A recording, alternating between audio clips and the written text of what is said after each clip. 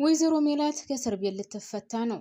ከእስር ቤት የምትፈታበት ምክንያት ደግሞ ያው እርግብ ናት። እርግብ መረጃው ከሷ እጅ ሳይሆን ከሜሮን እጅ እንዳለና ሜሮንን ሄደው መቀበል እንዳለባቸው ነግራታለች።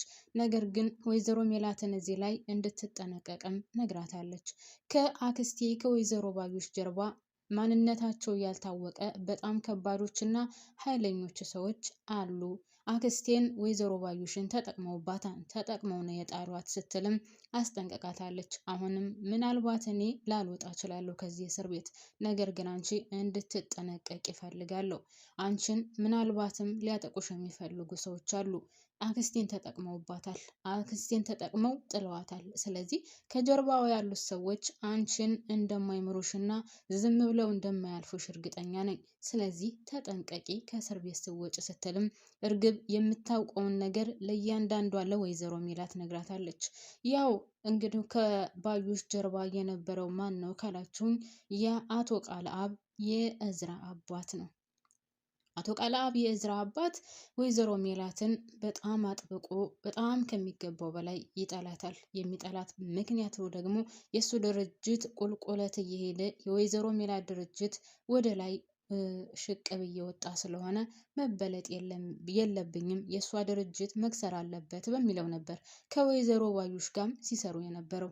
ወይዘሮ ባዩሽም ሜላትን መበቀል ነው አንደኛ ስራዋ የነበረው። አቶ ቃልአብም ወይዘሮ ሜላትን ከሳራ ውስጥ ማስገባት ተባብለው ሁለቱ ሲሰሩ የነበረው በዚህ ጉዳይ ነው። ግን ቤተሰብ እኔ ያልገባኝ ነገር እስካሁን ድረስ እንደ አቶ ቃልአብ አንድም ቀን ብቅ ሳይል ቀረ። ለምንስ እስካሁን ድረስ ደራሲው ብቅ እንዲል አላደረገውም? ለምን እስካሁን ድረስስ ተደበቀ አቶ ቃልአብ?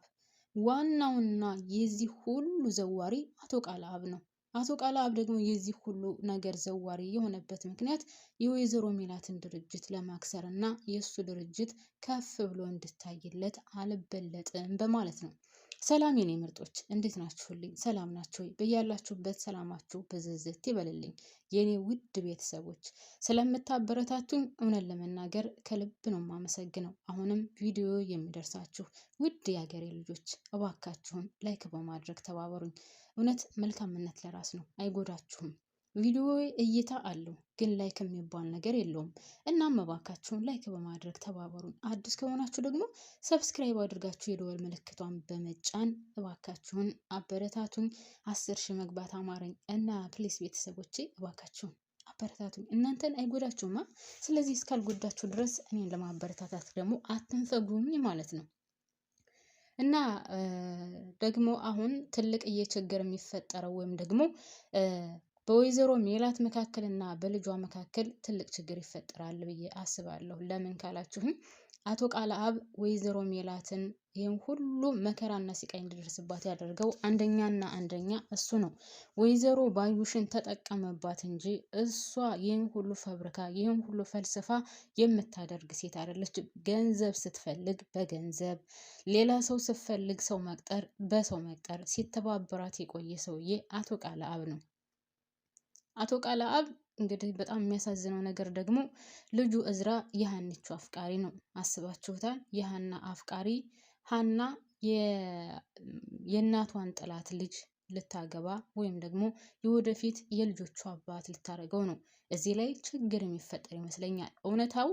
እውነታው ፍርጥርጥ ብሎ ሲወጣና የማ ልጅ እንደሆነ ወይዘሮ ሜላትን ሲያሰቃያት እንደነበረ ለወይዘሮ ሜላት ሁሉ ሲቃይና መከራ ለዛ ቤተሰብ ምስቅልቅል ለመውጣት ዋናው መንስኤው አቶ ቃልአብ እንደሆነ ሲታወቅ እውነት ሀኒቾ ከእዝራ ጋር የምትቀጥል ይመስላችኋል?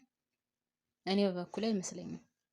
ምናልባትም ከአሴር ጋር ካልሆነ ከኤልያስ ጋር ልትሆን ትችላለች እንጂ እኔ አሁን ሳስበው እስከዛሬ ድረስ እኔ በበኩሌ እዝራ በጣም ምርጥና ምስኪን ልጅ ነው። ምንም ሀናና እዝራ ቢፋቀሩ ወይም አንድ ላይ ቢሆኑ ሁለቱ ልጆቹ ምንም የሚያውቁት ነገር የለም። ከነገሩ ውጭ ናቸው።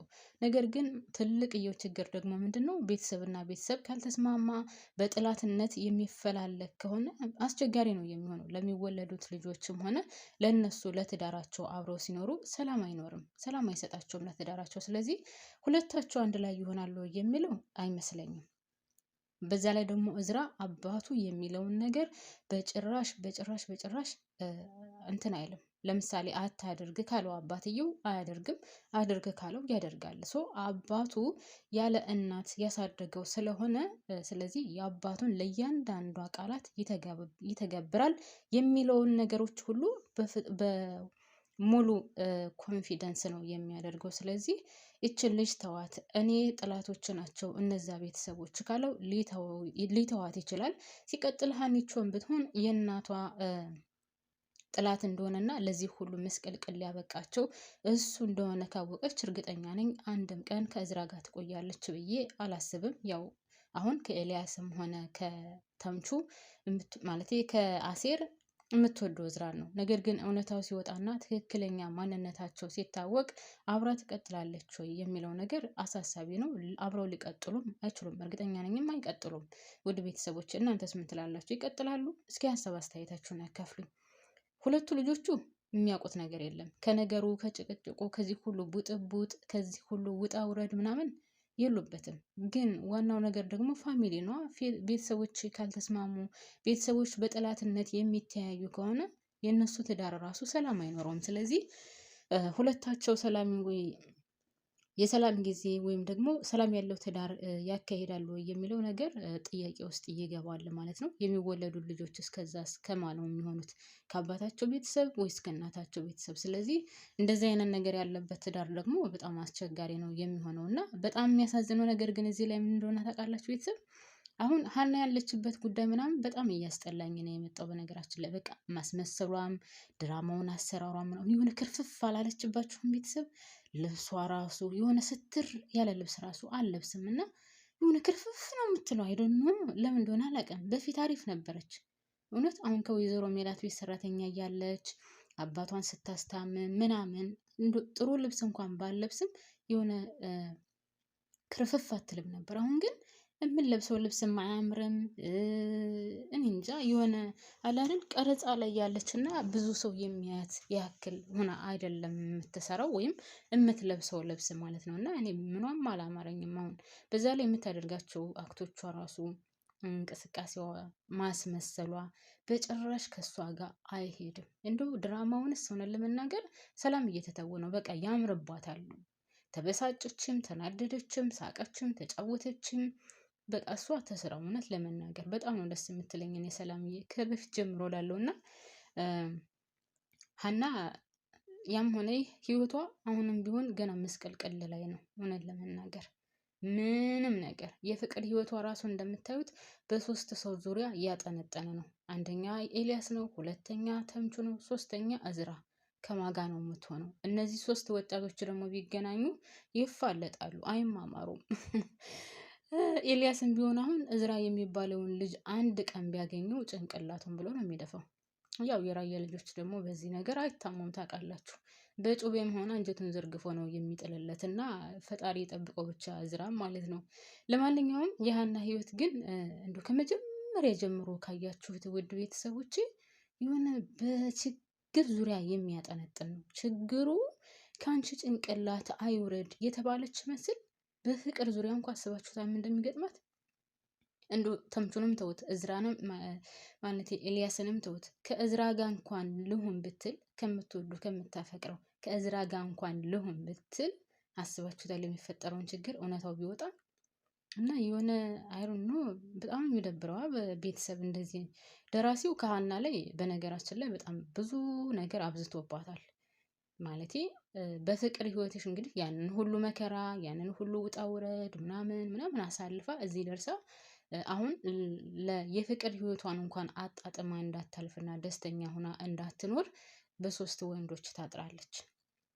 በሶስት ወንዶች መታጠሯ ብቻ ሳይሆን ውድ ቤተሰቦች እንግዲህ የምታፈቅረው ልጅ አባት የእናቷ ጠላት ነው። እናቷን ለመግደል እና እናቷ ድርጅቷ ከስሮ ከስር ወድቃ እንድትቀር ወይም የሜላትን ውድቀት የሚፈልግ ሰው ነው እና ይሄ ደግሞ ሌላ ትልቅዬ ችግር ነው እውነት ለመናገር። አላቅም የሀናን ህይወት በዚህ ደረጃ ለምን እንዳከበደባትና በቃ በነገር ዙሪያ እያጠነጠነ እንዳደረገባት አላቅም።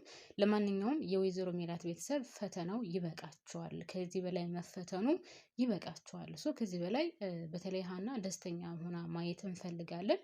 ወይዘሮ ሜላትም ብትሆን በወይዘሮ ባዩሽ ምክንያት ይህን ሁሉ መከራ ይህን ሁሉ ውጣ ውረድ አሳልፋለች። ስለዚህ ከዚህ በላይ ያለውን ህይወቷን ደግሞ ደስተኛ ሆና ከቤተሰቦቿ ከልጆቿ ጋር ሆና ማሳለፍ ወይም እያሳለፈች ማየት እንፈልጋለን። ድራማውንም ጨርሱልን። አልበዛም እንዴ? በጣም አንዛዛችሁት። በነገራችን ላይ እኔ ሊያልቅ ነው እያልኩኝ በጣም ብዙ ጊዜ በቃ ከዚህ በኋላ ምናልባት 2 ፓርት ምናልባት 3 ፓርት ቢቀርቡ ነው እያልኩ ነበር። ነገር ግን ጭራሽ አዳዲስ ሰው እየተጨመረ ድራማው እየተራዘመ ነው። ወይም ደግሞ ሲዝን 2 ብላችሁ እንደገና እንደ አዲስ እንቶሎ ማለት ነው። ያለበለዚያ ግን ይበቃችኋል። አታንዛዙብን እንዴ! እና ውዶችዬ እኔ እዚህ ላይ ያበቃለሁ። የኔ ምርጣ ምርጦች፣ የምወዷችሁ የማከብሯችሁ የኔ ቅን ቤተሰቦች፣ የኔ መልካሞች፣ የኔ ሁሉ ነገሮች እባካችሁን ላይክ ማድረጋችሁን አትርሱ። እሺ፣ እወዳችኋለሁ፣ አከብራችኋለሁ።